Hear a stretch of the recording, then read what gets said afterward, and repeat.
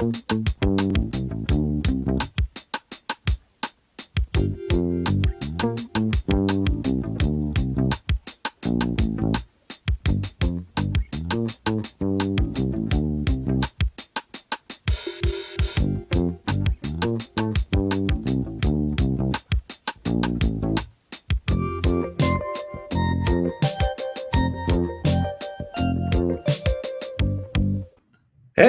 everybody. Welcome to the Improv Network podcast. This is a series of conversations aimed at building stronger connections throughout the improv community.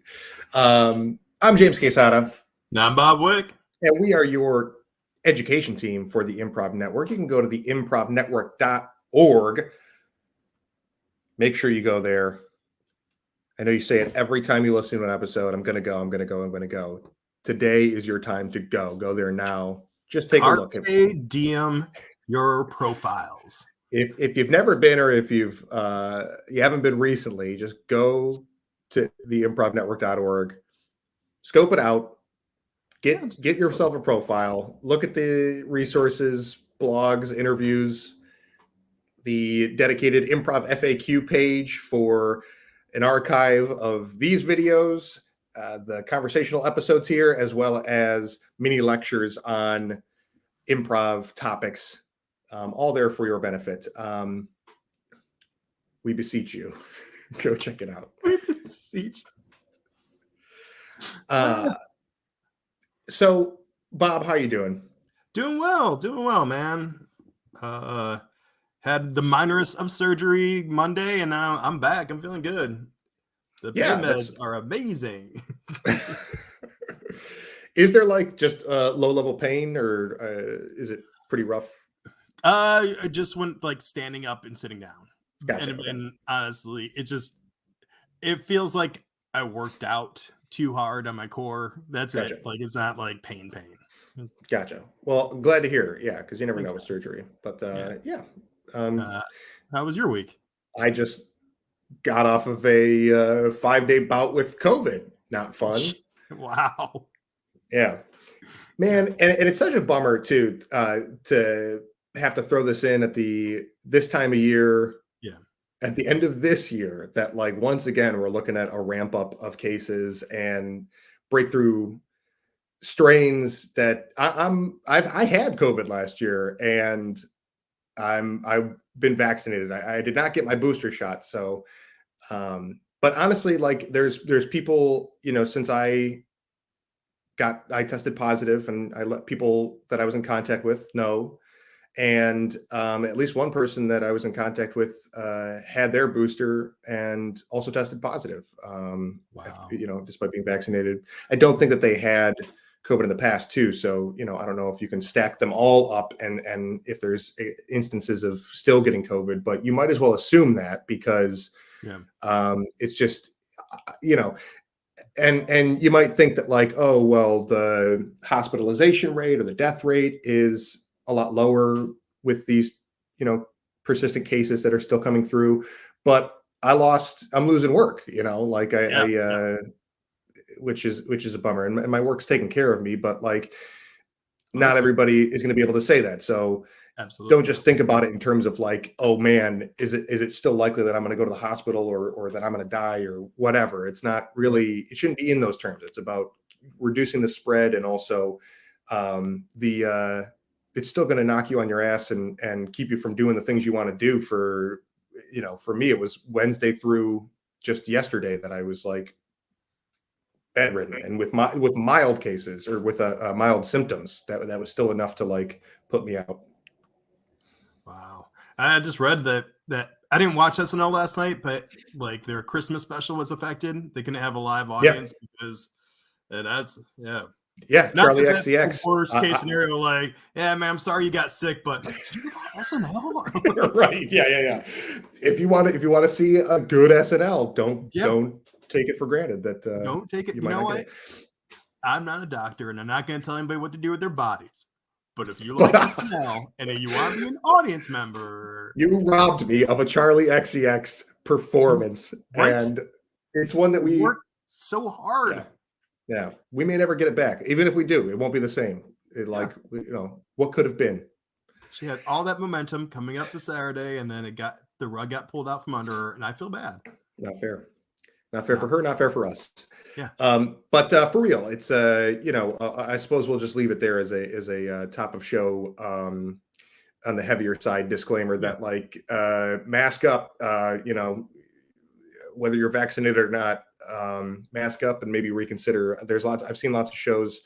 You know, obviously New York is a dense metropolis, not the case for everywhere, but like lots of shows and get-togethers have been canceled for safety and as a precaution. So, you know, over the holidays, maybe just consider the reality of these breakthrough cases because your boy got it.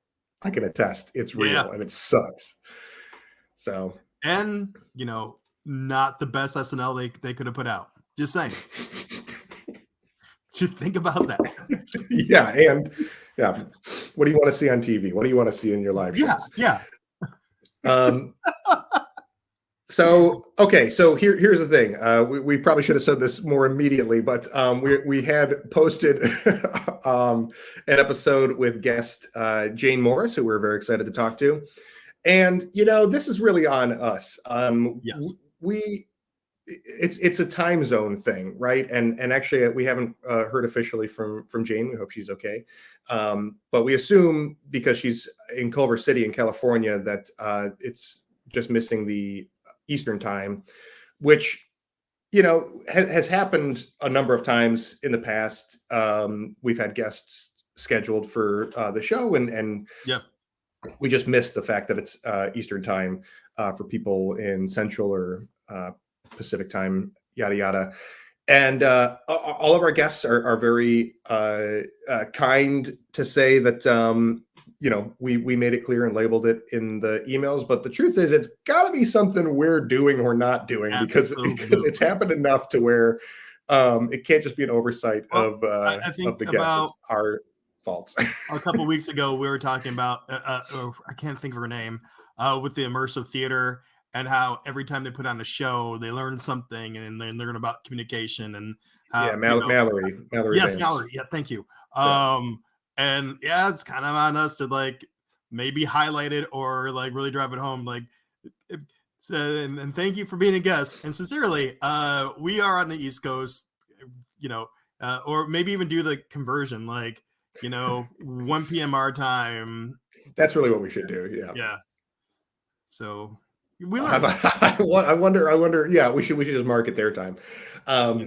So that's a lesson learned for us, and that made us think that why don't we just do an end of year wrap up debrief and talk about the things that we've learned in the past this year of 2021, doing these shows, having these conversations, because we celebrated 100 episodes back in August, and we've been doing this since the beginning of the pandemic last year. In the spring, we started doing these and did a ton. That's how we got to 100 so fast. And then we moved to weekly, and we paired up with the Improv Network. And we've been with them broadcasting here since the beginning of this year. So it's really been a year on the Improv Network. And that has given us the opportunity to branch out to other guests who we might not have known or had contact for, to bring them on and have different points of view and different regions, and you know benefit from the Improv Network's reach of friends to come on and talk to us. So I mean, yeah, as often as friend of the show Kurt points out, like sometimes these feel like workshops, and to be honest, I feel the same way. Like reaching out to people with different perspectives or different takes or different philosophies is so interesting to me, because you and I kind of came up, you know, with the same training almost, you know, and yeah, there's a 1,000 ways to skin a cat. So it's kind of cool like to hear everybody's perspective and and just take it in, you know, and apply it. Yeah, there's only so much that you and I could get out of talking about starting at different times, or the differences between you know how Detroit has developed versus my short amount of time here in New York, and I think we tapped that out by the end of last year. Yeah. Well, we were So doing like 1 hour shows daily. yeah, yeah, That's amazing. yeah.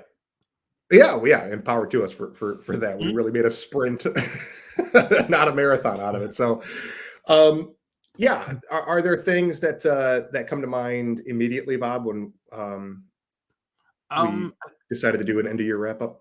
I think my biggest takeaway was when we got to the 100 episodes, I put together the best of show. Yeah, Um, and I was watching a lot of our old interviews, and risk is something that kept on coming up to in the conversation. And I'm thinking of the conversation we had with Chad and the conversation we had with Molly, and what risk means to me is different than what it was when I first started this, and in the past. I think Chad made a really good point of saying that saying something that I would have considered edgy back in the day isn't really edgy because I'm not risking anything. I'm not afraid. I'm actually just saying something and letting the audience deal with it. So the risk is all on them. I'm in the safe place. I'm raised. I got the spotlight on me. Um, there's no real accountability. If someone doesn't like it, then they don't really have an opportunity to say anything to me. So it's like the safest place to say something stupid, right? hmm Um, so now risk means a lot more to me. Like it's got to be more personal, more vulnerable, and more educated, if you will. And that's yeah, where Molly comes in. Like, what's your joke? Like, if we talk about playing to the height of our ability or height of our intelligence, um, showcase that more. So, like, I've been playing a little bit different since, and I really appreciate them putting a spotlight on it and kind of educating me in that perspective. What yeah. about you? Is there any, or what were you gonna say? I'm sorry. Well, just to piggyback on that, yeah, I think that that's been something that has been a recurring thought throughout these conversations for me as well. Is like every once in a while I'll bring up like feeling like I can't play in my style or Yeah. whatever. Like being trying to get acclimated and figure out like what is the New York scene or figure out people who I'm playing with and Yeah. whatever. That's a part of risk too. Is just like um, doing what I want to do and following my impulses and trusting more that that I'm not going to make people upset. Or then the other thing that's been a recurring topic has been like um, that maybe if I am playing with somebody and I play a certain style uh, and they are going to get upset, then like maybe it shouldn't be my goal to play with them or that that should be the bigger issue is like, Yeah. well, let's not get upset with each other for having different styles. Let's just learn to play the Absolutely. honesty of each other. Yeah. Yeah. It kind of like I'm gonna name drop a lot during this episode because like I Do don't it. want to take credit. Like, is that I'm not doing that thing like I know Chad. No. Yeah. But like I think another important conversation we had uh amongst many was the Rachel Mason one hmm when she like because I think when we were talking earlier about what the X factor was, I always put the heart mind X factor and compare Head, it heart, and X to Factor. yeah, uh, what is it? Pirates, Robot and robot, Ninja. yeah. So I always thought X factor was ninja when it's not. It's like the opposite, if you will, and and then we had this really cool part of the conversation because as an instructor, I've known I'm giving that note to somebody like, oh, you're doing awesome because you're taking care of that person who's the X factor. But then again, I never thought about thinking the X factor for pushing you out of your comfort zone, therefore making unusual choices that you probably wouldn't do. Like Yeah. you get to a point in this thing where doing it doing a good scene is easy, but doing like an exceptional scene, that's scary. And I don't think people realize what the difference is. I think we become so conditioned to like be thankful, like, oh, that was a good scene, cool, we got laughs. But what where's your risk? You know, Yeah, I guess I don't know if this will fit so neatly into the end of year wrap up, or if I can point to an episode where we really hammered into this. But the question has been on my mind of like, what is the value of improv, or like at its best, and for different people, like what is the optimal, um what's the best thing to get out of improv and it's like, so I guess one question for me is like, is it sort of like a um fight club, or like a an indie underground scene? Is it meant to be, is it meant to have a cap on like the real like mainstream appeal, or like right.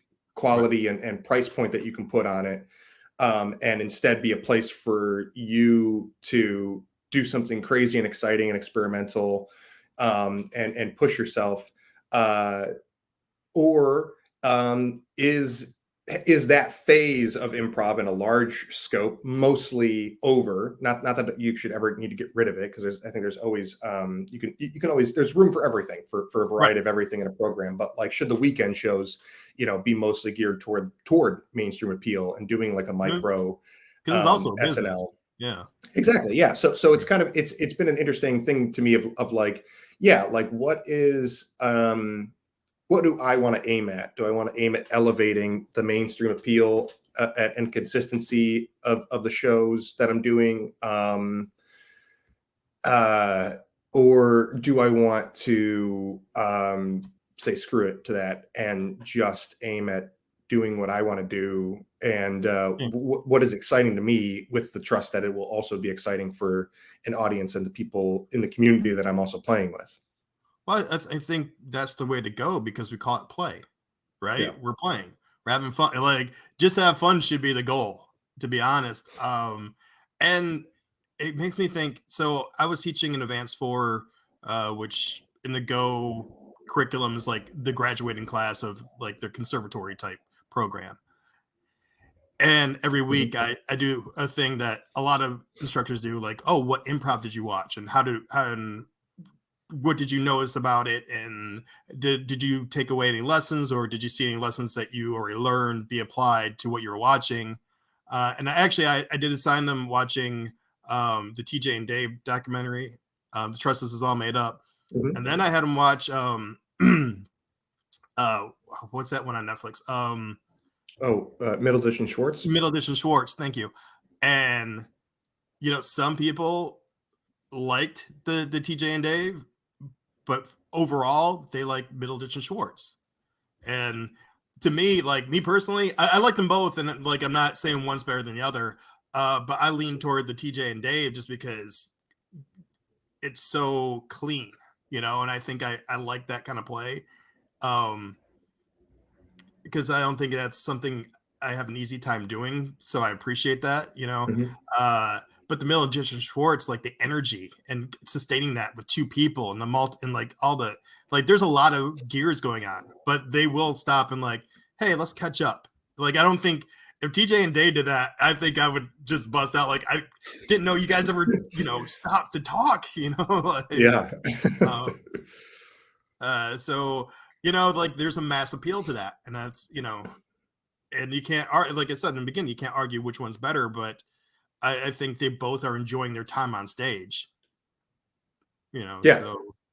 Yeah, and that's I think that is the main thing, because I don't know. Since I often will put things in terms of an either or, and Yeah. when things are not mutually exclusive, Mhm. um, because I would love working on improv toward either goal.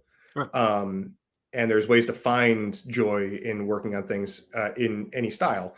Um, uh, and yeah, what is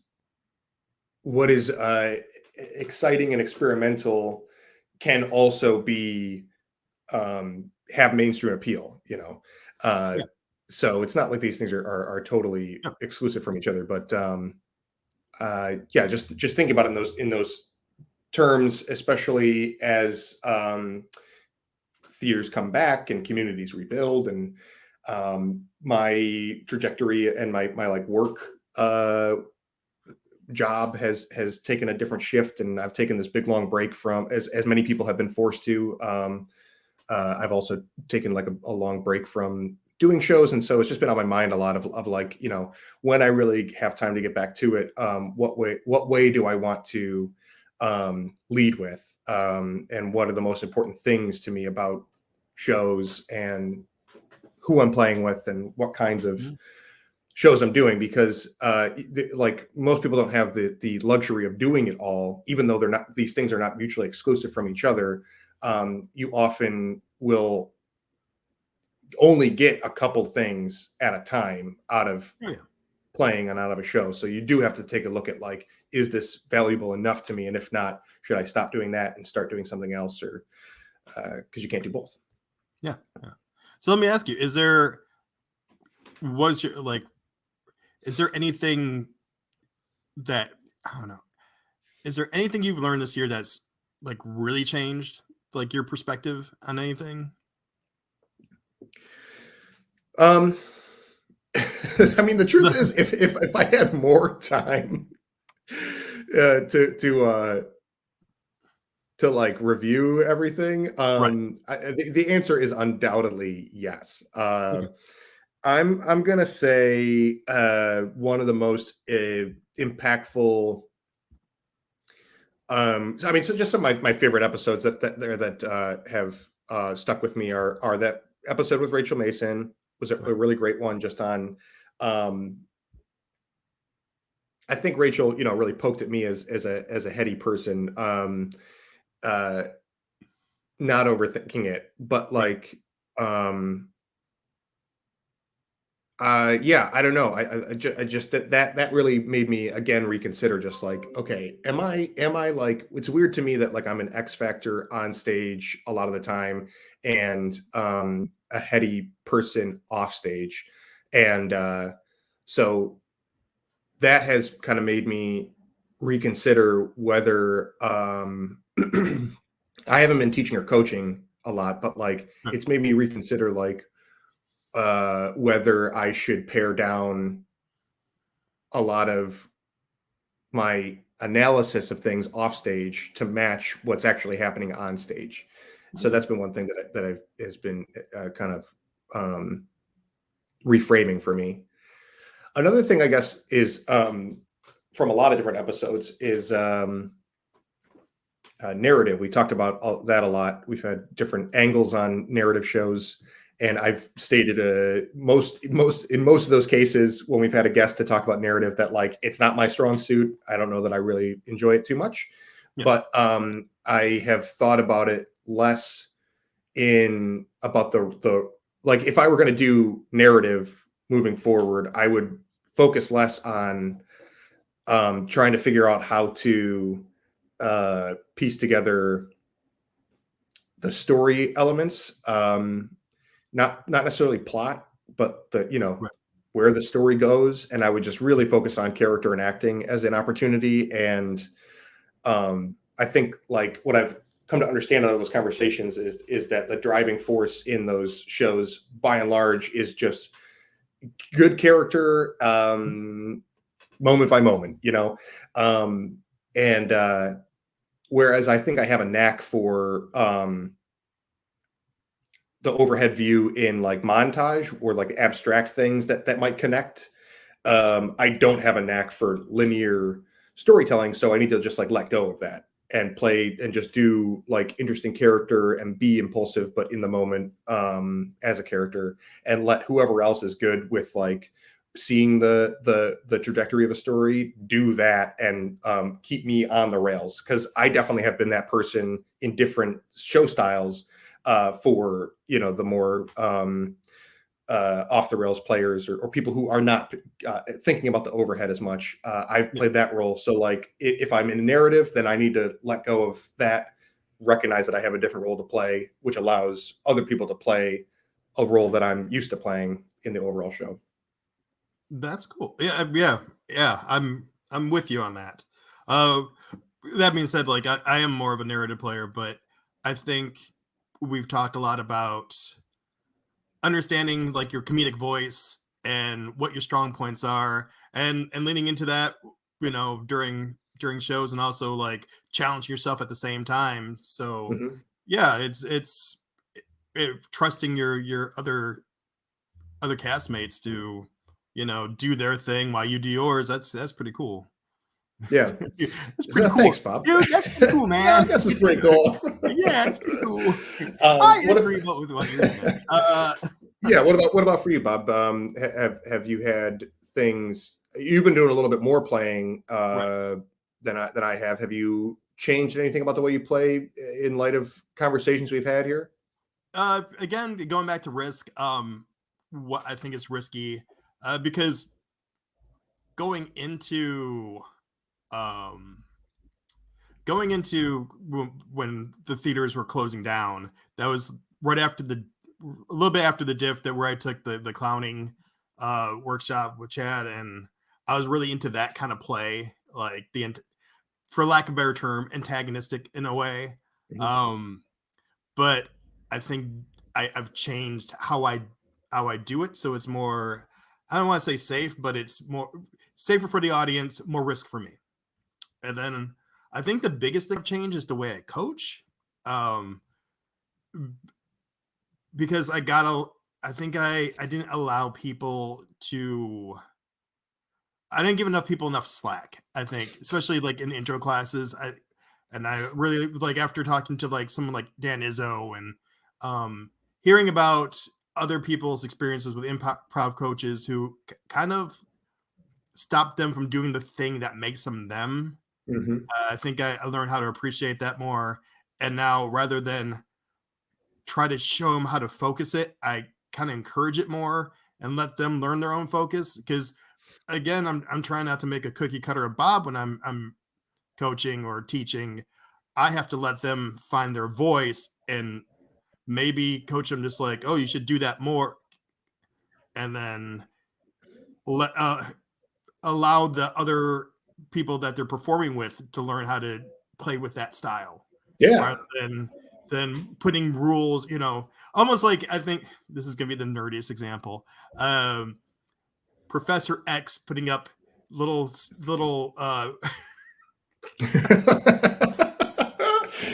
I can't even get through this. Professor X putting up like the little mind things he did in Jean Grey to stop her from becoming the Phoenix, and then she became evil because when she realized what he did to her, and Yeah. yeah, yeah, that's Yeah, the dirtiest thing you've ever heard on this. well, yeah, that's And I great. I don't mean, think I was that bad, but I'm just saying, like, no, no, no. like, people should be celebrated for what they bring to community, rather than try to help them figure out how they fit in. Yeah. There's a difference. And again, I think that's been like a big mission statement of the show and of these conversations, especially as we've branched even farther out with the Improv Network, is that there's room for everything, and we're like honestly trying to figure out how to connect with people of different styles and different backgrounds and different understandings of what this art is and Right. ways of doing it. And just to throw another analogy out there, although I do love the Professor X to Dark Phoenix Yeah. analogy, I it, dare you to make it nerdier than that. Don't. I don't think you can. Nope. Nope.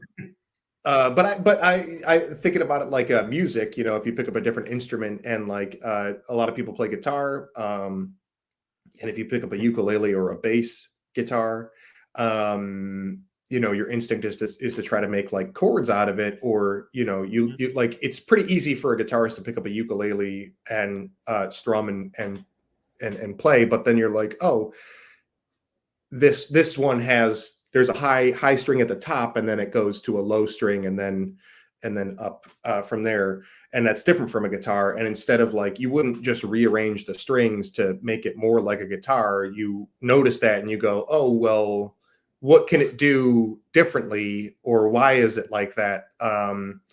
You know or a bass is like, you focus on one note instead of chords most of the time.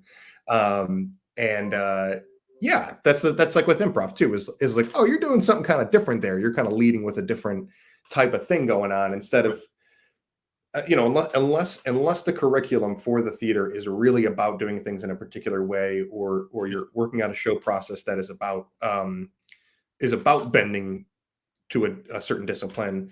Most of the time it is going to be like, you're doing something kind of different. Okay, let's see what else does this thing that you're doing do, and then we'll figure out how to use it once we figure out what it is. And to piggyback on that is kind of showing everybody else in the room like this should be celebrated. Like, oh, what's this? Like follow the like discovery of something interesting and new, rather than hey, we got this narrative we got to protect. Who cares? You're like, who cares? Yeah. Does this comment ring a bell here? Kurt says, Will Miller and I thought it was kind of weird when you made us wear those helmets. Oh, that had nothing to do with improv. I just, they're very dangerous. Kurt and Will, oh my God, I just, I don't know what Go's insurance policies are, so I make every student wear a helmet. If they play that physical, it's just, even before there was masks, me holding you back is me protecting my theater. Yeah. Also, hi Kurt. Thanks for joining us for the end of your episode here. And thanks for tuning in so often. And you know what, Kurt, Sue, and all these people who show up every week to help out and pay attention. I'm sorry, to participate.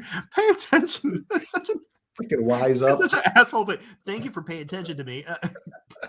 No, but like honestly, like I always appreciate everybody jumping on with their questions. Everything has always helped the conversation. So I just want to take the opportunity to thank everybody whose comments and everything has helped this little train of ours stay on the tracks or off. Yeah, thanks for keeping us just off the rails. I'd just like to remind everybody at home I'm still on pain meds, so great. You're on pain meds, and I'm recovering from COVID. So we just have we're the X factors. Yeah.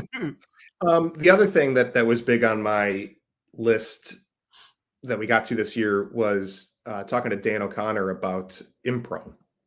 And that was really great because I guess the main takeaway from that, as we stuck the landing by the end of the conversation, was that the difference between improv and impro is the V.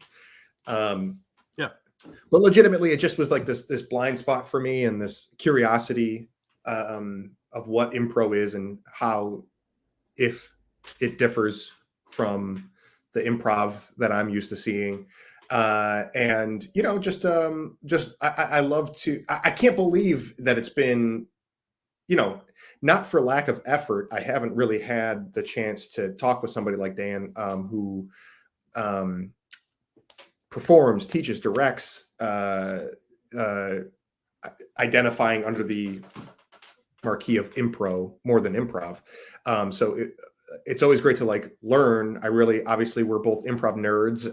And so just having a knowledge and answers for anyone else who comes asking about what is impro, is that, that I can point to some useful differences, while still keeping it connected, and not a hard line in the sand, but still accurate, Well, yeah, I think about that episode and last week's episode with P. Graham. And in this genre play, because thinking about the difference of really taking on a genre and honoring it compared to we got the suggestion of Shakespeare, let's everybody bite their thumbs and pretend like we know that. But actually creating an improvised play that really looks like it was written by Shakespeare would be amazing. And that's why people love improvised Shakespeare. You don't have to be a Shakespeare fan or educated in Shakespeare to appreciate how amazing that show is. We brought that show up many times because that's to me that's the easiest example, the most tangible one. Mm-hmm. Yeah, and not to leave anybody hanging by alluding to what I learned about impro and then not saying anything about it. Sorry. No. I realized not your fault. You didn't interrupt me No. or anything. I just was like, yeah, I learned a lot about improv, so that's cool. But my take on it currently would be that it's by and large the same, but obviously comes from a different background. And like currently, as you might see it in the States, impro is more geared toward what you're saying is like genre study and narrative, at least in the long form category, and just being more theatrical and acting driven, where more long form from improv and American based improv focuses more on sketch and scene by scene. And I think you do see both narrative on the American side, US based obviously, and you see scene by scene sketch type stuff in impro. But I think with impro, when you see scene by scene, it's a little bit more almost what they're under what their short form would be. And I don't know, even those two categories are have so much blur and stop being useful very quickly. But yeah, like genre study, I do think it seems to be a strong arm of impro and of a lot of theaters that have an alternative to what I think a lot of game of the scene has been pretty trendy for a while, or Well, if you think non-narrative about, sketch premise based. well, yeah, and if you think about like what we were talking about earlier about a form of improv that has mass appeal, and it can also like have like, I don't want to say strict improv rules, but like, it's not so loose. Doing a genre show, like, sticking improvised in front of any genre would create appeal, because if you think about like, there's so many groups or people who love particular genres, like to the fact that they have conventions and stuff. Like Yeah, you can almost automatically, depending on what genre you pick, you can almost draw in a crowd just by being so specific. And if you do it totally. well, that's, to me, that'd be a really cool way to have that kind of crossover. You Yeah, know, yeah. Yeah, it is. It's something that I want to see more. I would love to see PGraph and oh yeah, impro. Like that's again, that's the thing is that like we don't have a lot of that type of influence in Detroit or really in New York. no, In my experience, I'm sure there's places that it exists out here. And again, there's plenty of branded like narrative shows in New York that are exactly what you're saying, like specific genres. But I would love to see more like long-standing, I guess, like historic, quote unquote, in yeah. this modern art form, shows that do that brand. Even like the Bearded Company, who also do that at huge theater. I just would love to see more of, Yeah. because I've only ever seen them on the road, and they do their best to pack up the whatever, if they're going to use costumes or like light cues and sound cues and stuff, they'll bring that on the road with them. But like, I'm sure it's a whole different thing when they're at their home base. So yeah, hopefully I get the chance in the coming year Oh, to yeah. seek So out you're and see more of that suggesting stuff. that the improv podcast takes a road trip? That'd be Yeah, cool. yeah, yeah. That'd be dope. If we can get the funding for it, let's do it. Network We'll see presents how much people really value these. Improv on the road. Yeah. um, Go ahead. oh god, I had a thought and then I just lost it. Hey, payments. Yeah. Well, we'll have Kurt chime in Okay. once more with a favorite episode nod to, and I think it's actually Natasha Boomer that you're thinking of from Yeah. Toronto, Kurt. But with the weekly show that fell apart, the one with the big wheel, the takeaway was, hey, stop giving so many fucks and have fun. If you're not Yep. having fun, it shows, and frankly, you're not doing your job. Yeah, I think that's Boomer and the Wheel of Improv, Mm-hmm. who, yeah, also one of my favorite episodes. I could have Oh talked to her for days about the life of a show and when to let it go, and a show's relationship with its director, its cast, and its community that it's in front of. Yeah. Yeah. And I mean, the overall story, I guess, like, well, that's a big lesson, but the other big lesson I got from it, like, you can let stuff go, and you should. That's one of the things we talk about, just in improv in general. Like, we've all had those moments where we hear the suggestion, we have this big idea, but we're not the first to talk, so we can't use the idea we have. So you gotta learn to let it go and not try to shove your idea mashed into whatever you know thought or idea that was already presented by your scene partner or Yeah, scene partners. So learning how to do that, but also learning, like, after a while you can bring it back. Like, if your idea is that great, you can give it some space and bring it back. And or something I've told a lot of students to do, like, if your idea is so great and you can't use it right now, go write it, use it in some other form. Like, yeah, you might not be able to use it in the way you intended when you first thought about it, but if it's great, hold on to it somewhere and use it somewhere else. yeah, yeah. It is. It's a moment where you have to realize or decide if improv is the right medium for what you're trying to do. Right. Because yeah, if you there's a time always, I suppose. The scene is bigger than you and your partner. You're serving the scene, and same thing with the show. Yeah. Whether it's that show or the show overall. Like a recurring show. It has a life of its own, and yeah, at least in improv, you can only steer it so much. You should only steer it so much, uh, and you should be doing it to be part of that bigger thing. If that's not the case, what you feel about your idea, then maybe you should be writing sketch or just working in a medium that does have a little bit more finite or intention boundaries behind it. Right. I've had students where I've had that conversation with, like, you have great ideas and you want to use them, but how you're using them isn't improv. So if this is if this is what you want to do, maybe improv isn't your thing.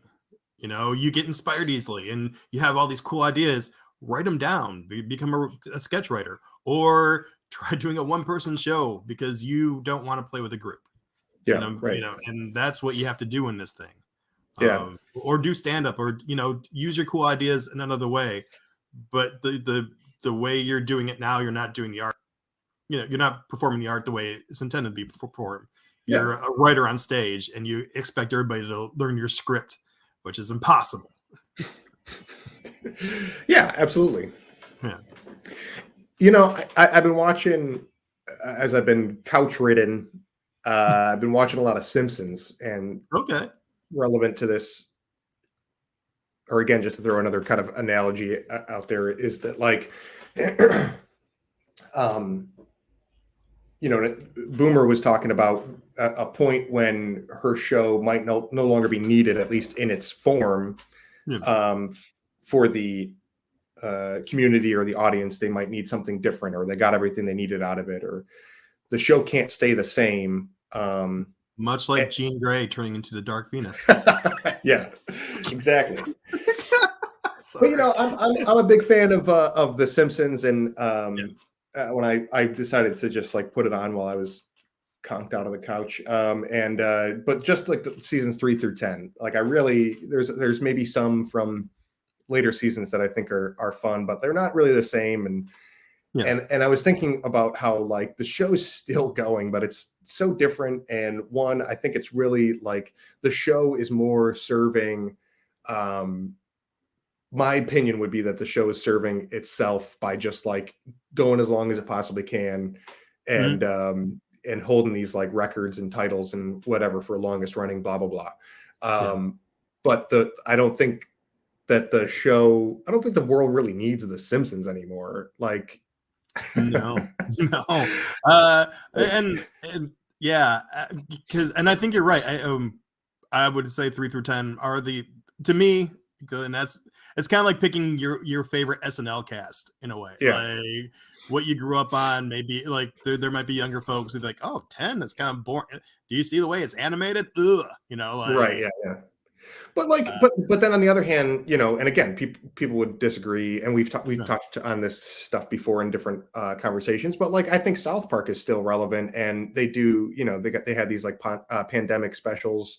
There's like a trilogy of them, and right, they're really good and relevant, and just as satirical and irreverent as they've ever been. And I think that they serve a purpose that South Park has somehow been able to maintain the right. voice and the role that it plays, Well, whereas the Simpsons changed too much and don't serve the purpose they used to, and the world doesn't need the purpose or the thing that they are anymore. Like they're milk yeah. toast. And I think a big difference is South Park kills off irrelevant players.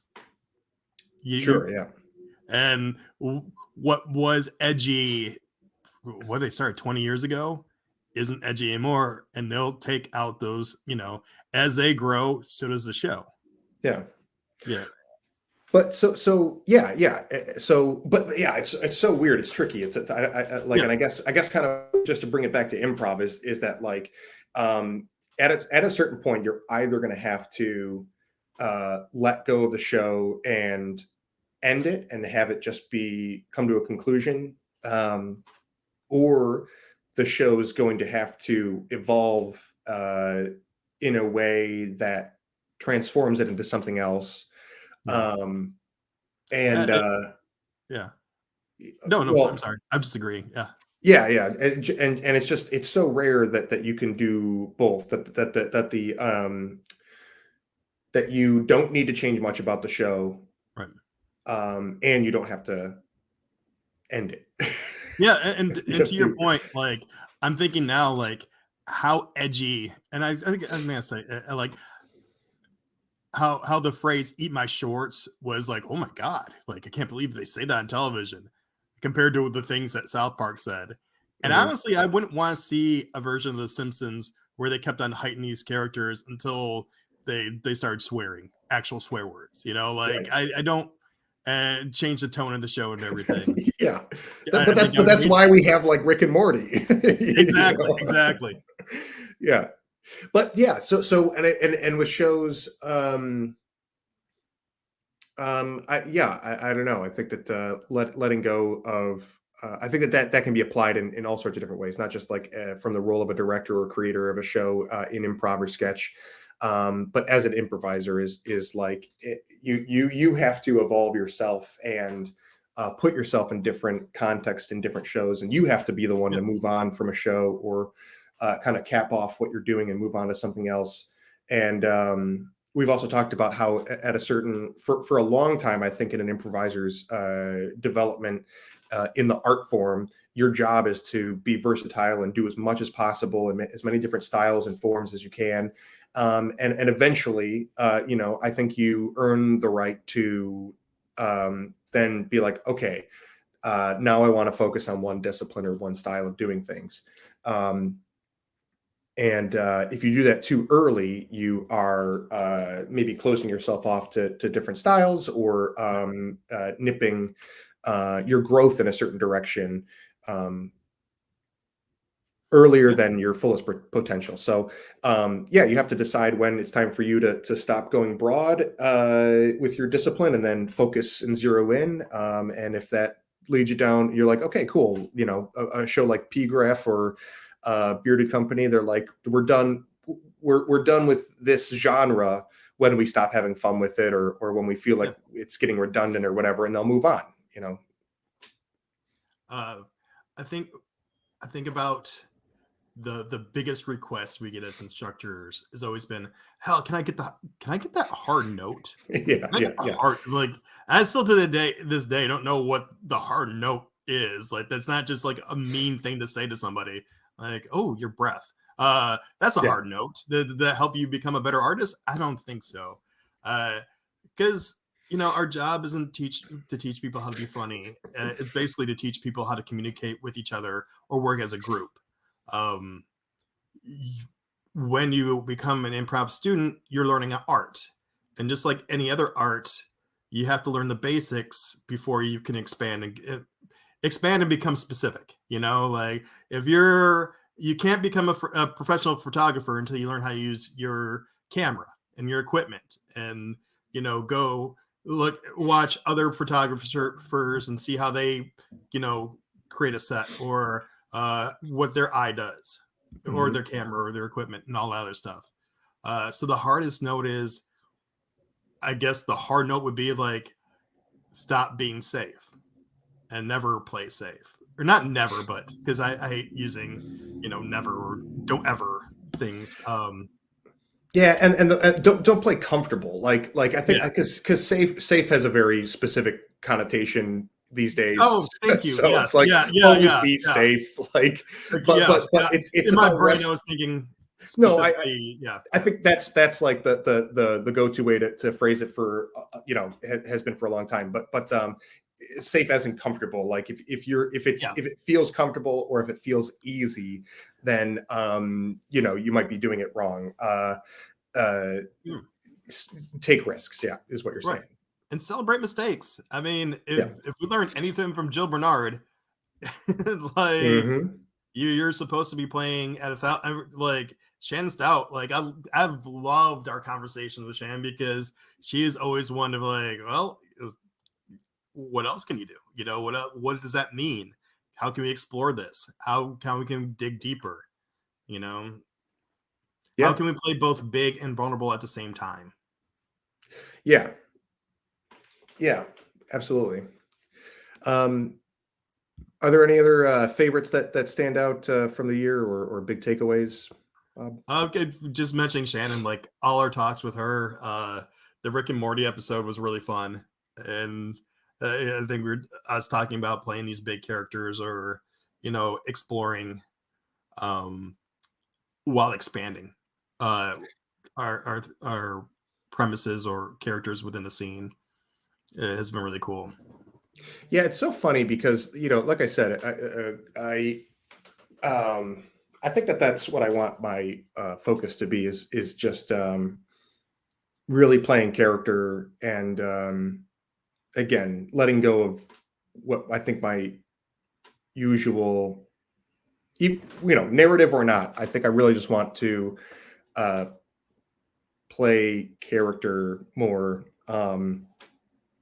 and see where it takes me because those types of conversations mostly that we've had about narrative and story and all this have been really interesting to me because I've said that like well I gave it a try and I you know didn't Right. didn't love narrative Yeah. but it's like uh I don't know.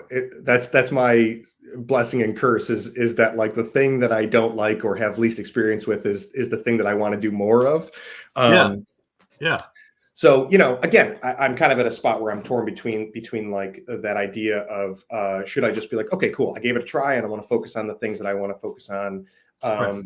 or should I greet it as a challenge to how can I use that and get value out of it without forcing myself to do something that I just don't enjoy uh, and accepting that. So I think character would be my big takeaway for what I want to focus on in shows moving forward is doing that and letting go of the overhead view and the connections and the heady stuff so much. Um, So Shannon, during either that episode or one of the episodes we were talking to her, asked us a question, and I didn't really have an answer for her, because I like my style, I like the way I play, because it's fun to me, not because I think I'm doing it the only way. But she asked if there was anything we did during like a performance, to show the audience that we are making up in the moment. I'm Yeah, paraphrasing. Like, is there a mistake or anything like that, so it's not too clean? yeah, And do you think? And I said, not really, because I think like to me, like it should look like a play that's never been written, like more impro, respectfully. yeah, sure. Uh, but I guess I think my answer would be now. I don't have to because I know I will make a mistake. Yeah. And that, like I will like, and I don't mind getting called out on it, and I don't mind any of that. That's when the fun begins. So to me, if I did it on purpose, I lose the discovery. And I'm honestly, and I'm just remembering that, or it's just been something I've been thinking of off and on since she asked it. So I'm not, because I didn't phrase it correctly. I don't know if I'm giving the correct intent that she had. But memory being memory. That's how I took it. And yeah, I think that's the way to go. Like, again, we call this play, and that's my favorite thing to call it, because it should Yeah. be playful. Like, if the goal is to have fun, but also do it in a way where it's entertaining, because that's also our job. Cool. Yeah. Big shout out to Shannon for joining us for so many episodes and adding a much needed input on things like story beats, and we've also talked about short form and long form and different playing styles in from a community background in Austin, or that you and I have not been privy to. So we really appreciate her being on so many times, and for all of our guests that have joined us for this year, and for the entire run of the show. I really have, especially in a time where we haven't been performing, have done a lot of learning and growing thanks to this show. So I'm really very appreciative of everyone bringing their voice to the table. Absolutely agree. Like, I look forward to these. Honestly, like, Sunday is usually, like, I used to dread them, like before everything, like, because, tomorrow we have to go to work. So this is the day where I do all like the housework and stuff. This is like such a nice break. I just always enjoy this. Like, I come out of the Bobwick studio is always, feeling pretty good, man. It's always fun. Yeah. So, and quick update on Jane. We did hear back from her, and yes, we confirm that it was a confusion on time zones. Right. Again, totally on us. And so what we'll do is, I am glad that we had this end of year wrap up as our last episode of the year, but we will follow up with Jane. Still looking forward to talking to her, and we'll just figure out if it's going to be we can record offline with her and do a pre-screened or pre-recorded screening of an episode, or we can reschedule with her next year. We'll figure out how to get her on here and chat with her sometime soon. Yeah. For those of you watching live, or on the podcast or audio or whatever, we're going to be taking 2 weeks off. See, I don't even have to try. It happens. Yeah. It just, baby, that is the money right there. See you on Tuesday. Yeah. We'll be off the next 2 weeks for Christmas and New Year's, and we'll be back at it in the new year on the 9th.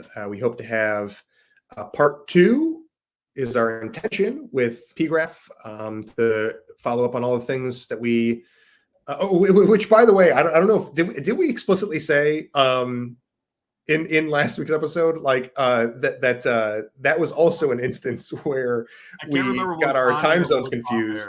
I don't know. Maybe we didn't want to call it out or whatever, but again, we had a confusion on the time zones, and so again, it's not just any one guest. It's on us to do our part to make it clear. It's a beautiful thing that we're able to have guests from all over the country and even internationally, and we'll take the extra step to make sure that we're putting it in terms of our guest and not just on the Eastern context of time. Do the math for them. That's what a good host does. Yeah. And also, hey, for those of you listening or students, like, even people who've been doing it for a while, sometimes it takes a couple of, sometimes you have to hear the note a couple of times before you take it.